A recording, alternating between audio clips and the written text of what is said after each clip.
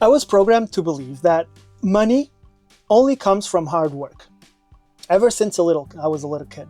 But you see, my parents didn't know any better, and school is designed to create good little workers. So how was I supposed to know? Even till this day, we have some passive income streams, and I still find it absolutely mind-boggling how you can get money without working. That's how much it was ingrained in me. But yeah, that's what I want to talk to you today about, because we all want to go sailing, and in order to do so successfully, we need to have some kind of income stream. Unless you are really, rich or born really wealthy, and in that case, let's be friends, huh? Yeah, unless that's your case, you'll either can't go, or you can go, but you are eventually, the money is going to run out and you'll have to come back and work again. And that will be extremely painful. After you've been free for a while, for months or years, going back to a job, that will be horrible. So today I have some ideas, some financial ideas I have to say this because I saw other people say this. I don't know if it's a legal requirement, but listen, I am not a financial advisor. I am an idiot on the internet. So if you lose all your money because you listen to an idiot on the internet, you win the Darwin Awards, okay? Anyway, let's talk about some ideas, real ideas to get real passive money. This is not I go in the computer and you create a course and you sell this course to people. That's bullshit. But I'm not a financial advisor, so I don't know if that's bullshit or not. It sounds like bullshit to me. So yeah, let's go. This is Starry Night, a courageous, plucky sailboat who has only one dream: to sail around the world and have lots of adventures. No, not like that. It's around the world, not through it. But not everything was going to plan. Starry Night was abandoned on the heart for 12 full years. But one day, he found us. My name is Paulo, and this is Katerina, and these are our two very overactive kids. After a crazy amount of work, Starry Night is once again ready to sail the oceans. So sit back, relax, and join us in this adventure, and we will all find out together where Starry Night will end up next. So here's an idea for a very little input income stream. You buy a camper van, you fix it, and you rent it. You get, obviously, someone to manage the renting for you, but it's your asset, so you can get money from that. You can buy as good as a camper van as you want, or as cheap as a camper van you want. What's cool about this is that there are already platforms that allow you to rent your camper van, like Escapada. I'll put the link down below. There's no association. I don't know those guys, but yeah, just if you want to check it out. And if you want to rent a camper van, if you have a good one, it's going to be more expensive. If you have one that is not so good, it's going to be cheaper. But even the shittiest camper van gets about $50 a day to be rented. So you get someone who will do the delivery of the camper van and also take the camper van back from the people who rented it and maybe clean it as well. And you give that person a percentage or a fixed value. I don't know how that works, but yeah, you can decide, you can figure all that up. But the point is, well, the camper van will not rent as well year-round, but I'm pretty sure you can get a 50% occupation time on, the average on the year. So let me do quick math here. Even if you get the shittiest camper van and you rent it for $50 a day, times 15 days per month, that's 750 euros, times 12, that's 9,000 euros.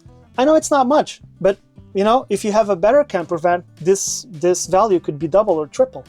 But you need to do a little bit of investment, but it's not a big investment, and the return on investment seems pretty good. Here's another idea. So let's say you're going sailing. Probably you already have a spot in the marina, maybe. Or maybe there's a lot of spots in the marinas near you. In Portugal, we have a problem. There are no spots. You have to apply for a spot, and it might take 6 months or a year to get a spot. It sucks balls.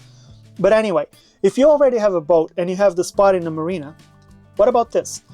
When you go sailing, do not give up the spot. Just buy a boat that you can put in that spot, but you don't intend to sail it. So it doesn't need to have a good engine. It doesn't need to have good sails. It's rigging. It doesn't matter. You buy it, you make it pretty inside, and you make it an Airbnb. So yeah, this has been tested. There are a lot of boats. If you go onto Airbnb and you go on next to a marina, you'll see boats for rent that are basically not for people to use, just for people to sleep in. And it's a good business model. So if you leave a boat behind that can generate Airbnb money, that's something. And you can make a lot. There are people, depending on the location, you can make a lot of money that way. You find someone who manages the Airbnb. There are companies that you can hire. They do the cleaning, they take in the guests, they do all of that. So there's minimum input from you, and you will have a boat earning money. And the cool thing about this plan is that once you decided that, I don't know, maybe you decide, okay, so I don't want to sail anymore, I want to go back home, but I want to keep our boat. You still have a spot in the marina. You take out the shitty boat and you put your good boat in there. Again, minimal investment. When I say minimum, I'm talking about, I don't know, like 10,000 maybe for a shitty boat that you paint inside and put it all pretty, as opposed to invest in millions in stocks and whatever and then get dividends. I am not on that level, so I can't speak about those kinds of things. But yeah, that's an idea. Here's another idea, and this one is really, really good. Did you know that people who like this video and subscribe to the channel are 20% more likely to win the lottery? Okay, so here's something I hear all the time, and it seems ridiculous to me. But it's this. I'll see a video whose the title is, "We've sold everything and we've gone sailing." And I always think like, okay, they sold a car and a pair of socks and they bought a cheap boat and they went sailing. So that's awesome for them. And then they proceed to show you that they bought a $250,000 boat. What? They sold a house to buy a boat. Now, this seems ridiculous to me. First of all, you don't need an expensive boat to be happy. Here are some cherry-picked examples to assert my point. Like, look at this guy, Sam Holmes. This guy has a small little boat, cheap boat. He's been all around the world. He's always smiling. He's always happy. And then look at these guys. Like, $2 million boat, and they're miserable. Always. They don't even have a boat anymore. So, I think we established that you don't need an expensive boat to be happy, right? So, don't sell your house and buy an expensive boat. Keep the house, okay? Buy a cheaper boat. Even if you have, to put money together for a while, buy a cheaper boat. And then maybe you can upgrade later. But then if you have the house, you can rent it. Even if you owe money to the bank on the house, you can always rent it, use that money to pay the mortgage, and then, I don't know, in 20 years' time, the house is yours, and you still have an asset. So I don't understand why people would sell a house and then buy a boat, and then that's all their equity in the boat. But anyway, that's just my advice, and I am not a financial advisor. Remember that, okay? This one is going to reveal a little bit of a secret, and I think your mind is going to be blown by this. Because if you don't know this, this might open other doors that let me just tell you what it is. Okay, so this idea revolves about you selling a product that you believe in. It's a good product, you believe in this product, but you are not the one that manufactures it, and you are not the one selling. So here's what you do. Let's say, for instance, and this is a stupid example, but you like motorcycles and you understand a little bit about motorcycles, and you decide you want to sell handlebars. And you know a manufacturer that does these great handlebars, okay? So you approach the manufacturer and you buy product from them in bulk. It doesn't need to be a huge order, but you need to get the bulk discount, okay? So you buy product from them, and then you have to sell this, right? But if you set up a store and sell it, this is not passive income, and we want passive income or minimal input income. So what you do is you go to your local store, like the motorcycle store, so that they sell the product to you. But here's the secret. This is what's going to blow your mind. If you take the handlebars in a crate and get there and, hey, I have handlebars for sale, they will tell you to get out of here. We're not buying any of that. You'll never make a sale. So here's what you do. You get like 5 handlebars and you take it to the store and you tell the guy, listen, I have this product. This product is absolutely amazing and I love it, and your clients are going to love it too. I am not asking you to buy the product. What I'm going to do is I'm going to leave the product here for free, and if you sell it, you give me the money. If you don't, I'll come back later and pick it up. Now, the guy's going to love this because first, it's free inventory. He had to pay absolutely nothing to make that money, okay? And second, it's zero risk for him. If he doesn't sell it, he doesn't sell it.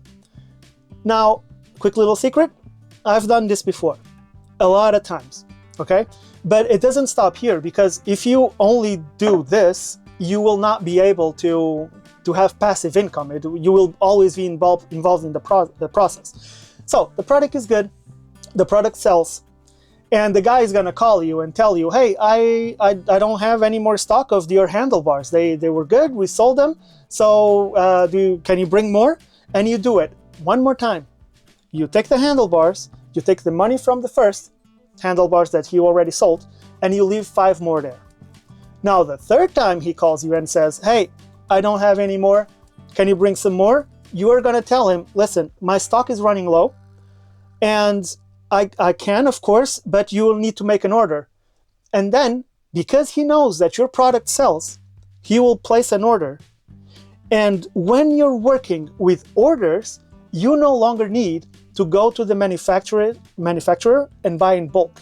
You can have the manufacturer either send the bulk to someone that you have on your side that will distribute the product and you will be out selling somewhere, or you can have the manufacturer send the order directly to the store. Now, you do this with like 10 or 20 stores, and all of a sudden you have a business. This is actually a business, but there's minimum input. You get the order, and you have the manufacturer send the product over to the store. Huh? Is that good? Okay, let's go for another one. Here's another idea. I personally cannot do this one, but I know people who can and who do and who make a lot of money with it. So you sell print-on-demand goods, like t-shirts, for instance. You can set up a business where you basically create your own designs. You can even create a brand if you want. And you sell everything online, and everything ships from the printing store or from the manufacturing. And you will need to probably make some, what do you call it, publicity, so that you can, keep selling your products. But yeah, there are people, actually YouTubers do this a lot. They have shirts, and they don't make the shirts. They just say, hey, we have a new shirt, come on, help us out and buy this shirt. And people go and they buy it directly from the manufacturer, and there you go, you have passive income. That one was the worst one, wasn't it? Well, the other ones were better. Anyway, what did you expect? I'm an idiot on the internet, so that's what you get. Hey, if you got here, you're a freaking hero. So thanks for watching. Cheers. See you next time.